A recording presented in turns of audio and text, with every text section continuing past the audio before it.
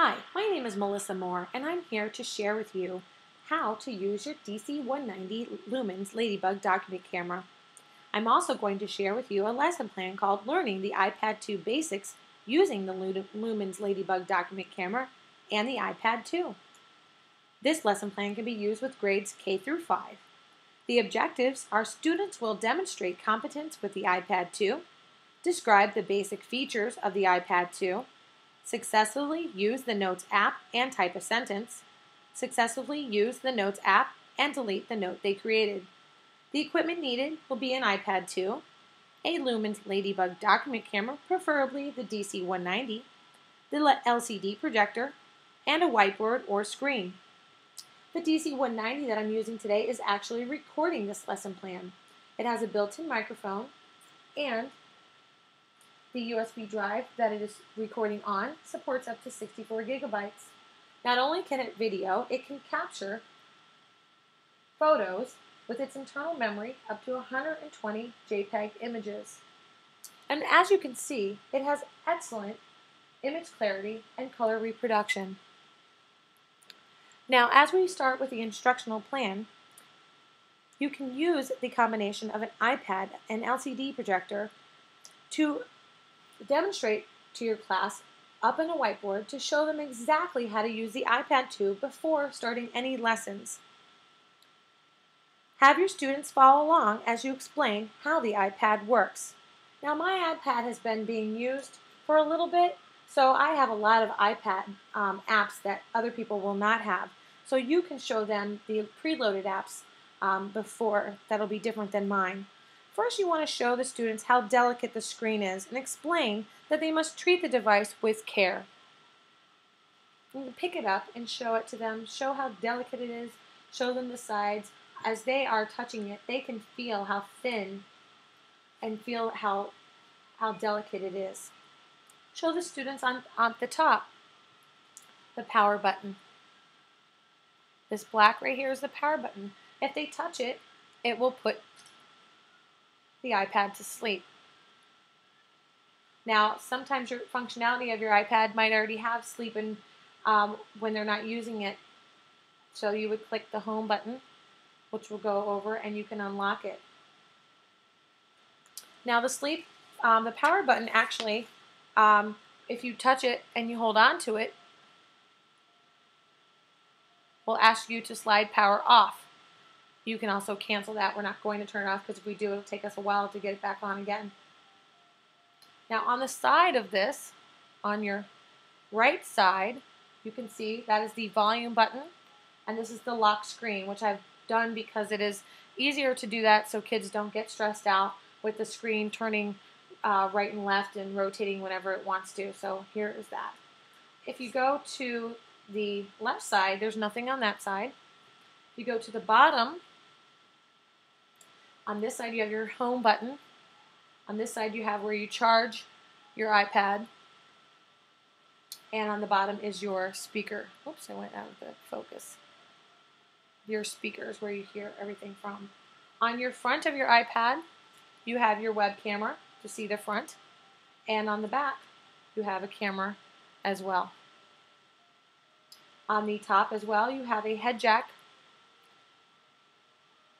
connection where you can put external speakers or where students can put their headphones in and listen. And I'm going to put it back here so we can talk about the preloaded apps. If you have your iPad 2 set up like mine, I have a picture and then I just slide to unlock. And that's something you want to go over with your students, to slide back and forth with their finger, what they need to do to get to apps. Now, if you have a new iPad, you probably don't have as many apps as I do.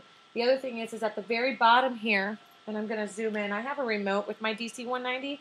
It's really neat because I can get really close in so you can see the color and the detail. Here, oops, that's not what I wanted to do. Hit your home button if you go somewhere, it brings you back home. On the bottom are these white dots. If I click next to them, I go to next page. So if someone is not getting the swipe deal, which I think a lot of them do, most little kids get it better than we do, you can go back and forth here and course, with my nails, it's not doing really well, but, and then you want to zoom back out so we can see everything that we need to. It went too far. Okay. And if you see a little blur a little bit, it's all it is doing is out of focusing, which is really great, especially if you want to look at some minor details on plants or insects, things like that. It's awesome. So now we're back here, and I'm going to go look for my notes. It's usually in the front. Your preloaded apps on the bottom. These are usually all of them except for this Mail here. Safari is a preloaded app. Your Mail is a preloaded app. iTunes, Photos, which I opened by accident. Just it's very sensitive to touch.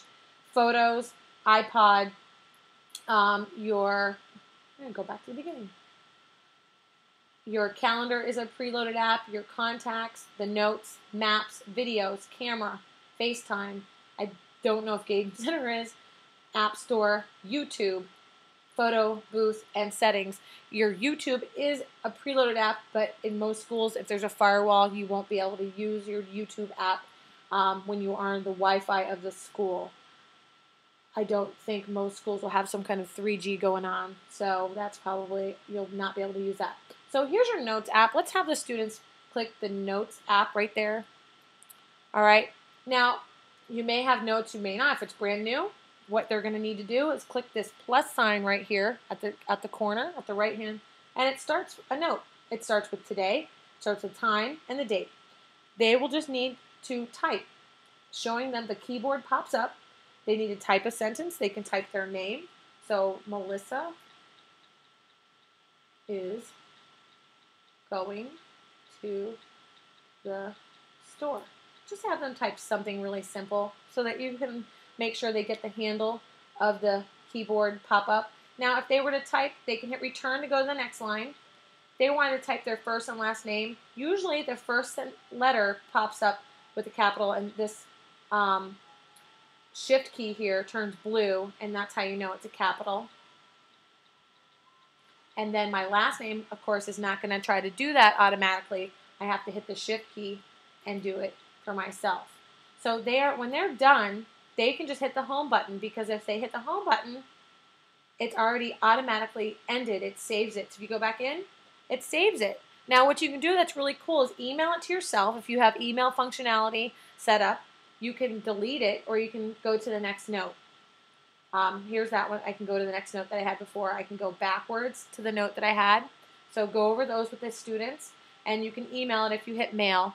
You would have to have your, like I said, the mail functionality, and then make sure they know how to delete. So hit delete and hit delete note, and if they've done all those things and you've observed them, then they know what they are doing. And so using your iPad 2 and the Ladibug Document Camera, preferably the DC190, your students have now learned the basics of the iPad 2. I thank you for joining me. Please look forward to some more lesson plans using your iPad 2 and a Ladibug Document Camera.